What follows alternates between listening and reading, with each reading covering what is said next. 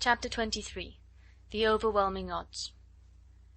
At 10:30 that same evening, Blakeney, still clad in a workman's tattered clothes, his feet bare so that he could tread the streets unheard, turned into the Rue de la Croix Blanche. The porte cochere of the house where Armand lodged had been left on the latch. Not a soul was in sight. Peering cautiously round, he slipped into the house. On the ledge of the window immediately on his left when he entered, a candle was left burning, and beside it there was a scrap of paper with the initials S.P. roughly traced in pencil. No one challenged him as he noiselessly glided past it, and up the narrow stairs that led to the upper floor. Here, too, on the second landing, the door on the right had been left on the latch. He pushed it open and entered. As is usual, even in the meanest lodgings in Paris houses, a small antechamber gave between the front door and the main room. When Percy entered, the antechamber was unlighted, but the door into the inner room beyond was ajar. Blakeney approached it with noiseless tread and gently pushed it open. That very instant he knew that the game was up. He heard the footsteps closing up behind him, saw Armand, deathly pale, leaning against the wall in the room in front of him, and Chauvelin and Heron standing guard over him. The next moment the room and the antechamber were literally alive with soldiers, 20 of them to arrest one man. It was characteristic of that man that when hands were laid on him from every side he threw back his head and laughed mirthfully, light-heartedly, and the first words that escaped his lips were, "Well, I'm demmed."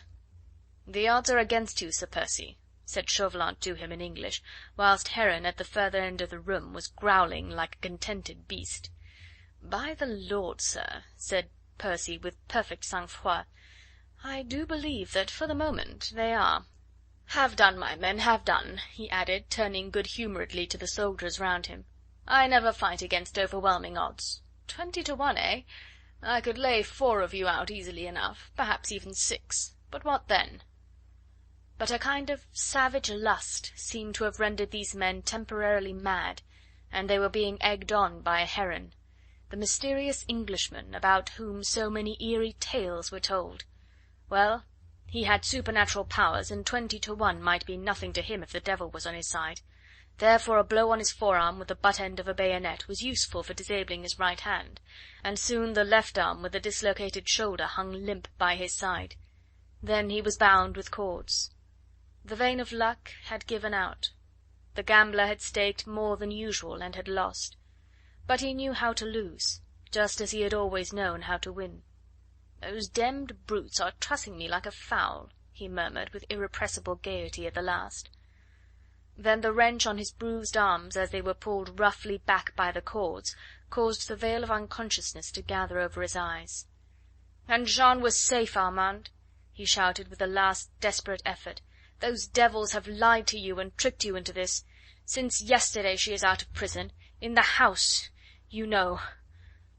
After that he lost consciousness. And this occurred on Tuesday, January 21st, in the year 1794, or, in accordance with the new calendar, on the 2nd Pluviose, year 2 of the Republic. It is chronicled in the Moniteur of the 3rd Pluviose that on the previous evening at 10:30 of the clock, the Englishman known as the Scarlet Pimpernel, who for 3 years has conspired against the safety of the Republic, was arrested through the patriotic exertions of citizen Chauvelin and conveyed to the Conciergerie, where he now lies, sick but closely guarded. Long live the Republic! End of chapter 23.